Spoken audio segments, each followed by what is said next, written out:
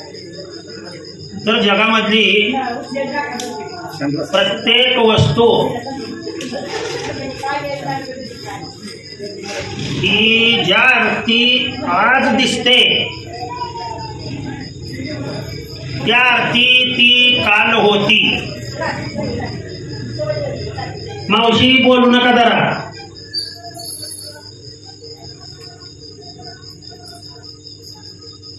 आपल्या दुःखाचं कारण हे आहे बरं का, लक्षात ठेवा. कथा चालू असताना किंवा कुठलंही नामस्मरण चालू असताना कधीही बोलू नये, नाहीतर ह्या कीटकांसारखं जन्म मिळून तडफड करावी लागती कथा ऐकण्यासाठी. सत्य बोलतोय मी. ज्या अर्थी आपण आज आहे इथं फक्त आपणच बसलोय का? इथे फक्त आपणच आहे का?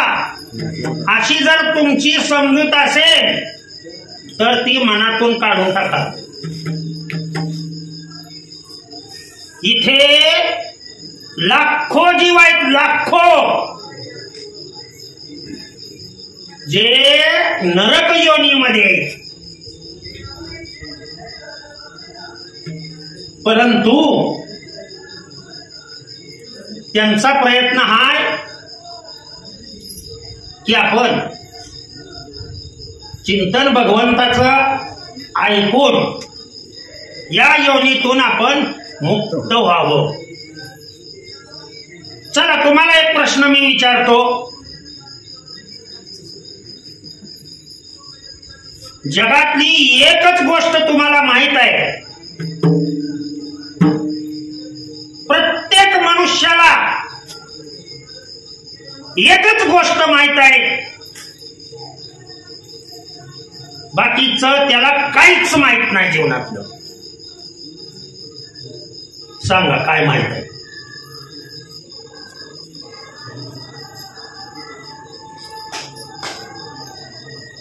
बोला की, असं गपचीप बसून नाही उपयोग. चुकू द्या, चुकलं तर. देव आहे माहित आहे, देव आहे, भक्ती आहे. देव आहे, भक्ती आहे हे आपण मानणं झालं. परंतु एक गोष्ट ठामपणे प्रत्येकाला माहित आहे, ती बरोबर, माझा मृत्यू 7च दिवसात आहे. किती दिवसात? 7 दिवसात माझा मृत्यू होणार आहे. 8वा दिवस माझ्यासाठी नाही. नीट लक्ष द्याने काय म्हणतो. आणि एवढंच माहित आहे आपणाला, बाकीचं काय माहित नाही. आठवड्याचे वार किती? 7च. एवढंच माहित आहे मनुष्याला की या 7 दिवसापैकी कुठल्या तरी दिवशी मी जाणार आहे. बाकीचं काय माहित आहे तुम्हाला? सांगा बरं बघू. कधी माहित करून घेण्याचा प्रयत्न केला का? मी कोण आहे हे ज्याला माहित नाही त्याला दुःख भोगण्याशिवाय पर्याय नाही बरं का. मनुष्याचा परमार्थ हा भीतीपोटी आहे. देवासाठी परमार्थ करणारे लोक थोडे आहेत, लक्षात ठेवा. मी काही बोलून गेलो. आपली भक्ती भीती पोटी भक्ती आहे आणि संतांची भक्ती आदरयुक्त भक्ती होती. चाललंय यात बिघाड नको म्हणून आपण भीती पोटी सगळेजण देवळात जातात पाया पडायला. चला की आपण बी जाऊया. इथं लक्ष्मी मंदिरामध्ये सर मी फक्त आणि फक्त देवीला भेटण्यासाठी आलो. माझं काय सुद्धा दुसरं मत अजिबात नाही. मला फक्त देवीची भेट घ्यायची आहे. जगात असा एकही माणूस नाही, एकही माणूस नाही तो येतो, नमस्कार करतो, नतमस्तक होतो. आई माझं उद्याचं काम होऊ दे. मागणी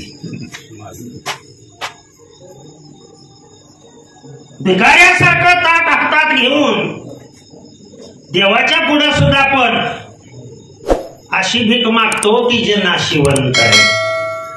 तुम्ही आम्ही देवाला येतो, नाशिवंत मागतो. संत महात्म्यानी असलं नाशिवंत नाही मागितलं, देवच मागितला.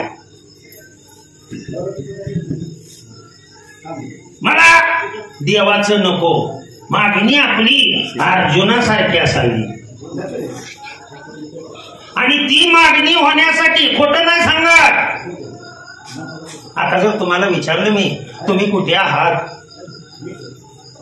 असं जर विचारलं,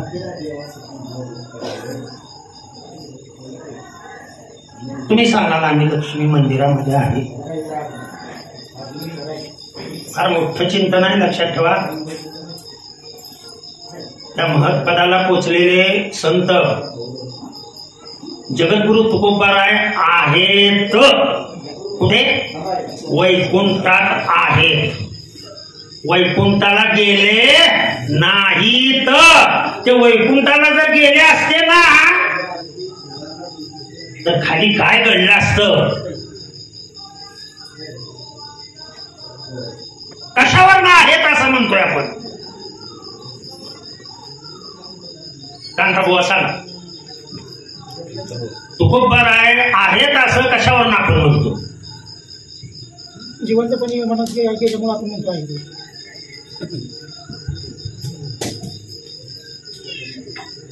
बर देवती बोला. ज्या त्यांचं नाम आहे त्या तिथे आहे. आलं का लक्षात? अहो ते जर नसते ना तर विश्वात या दिंड्यात कधीही निघाल्या नसत्या. माऊली समाधिस्थ आहेत, समाधिस्थ आहे आणि संजीवन समाधी आहे. आलं का लक्षात? सदेह वैकुंठाला फक्त जाता आलं, तिथून जगाकडे पाहता आलं फक्त जगद्गुरु तुकोबारायांना. सदेह वैकुंठ. अहो हाड सुद्धा खाल्ली त्यांची. काय काय मूर्ख लोक म्हणतात त्यांचा खून झाला, रातोरात प्रेत लंपास केलं, बावळत कुठले. त्यांची भक्ती एवढी देवाला आवडली होती बर का. देवाने हाड सुद्धा त्यांची खाल्ली. ते प्रमाणाशिवाय बोलत नाही, गाता वाचा म्हणजे काय. देवाचे जगद्गुरु तुकोबारायांची हाडे सुद्धा देवाने खाल्ली बर का.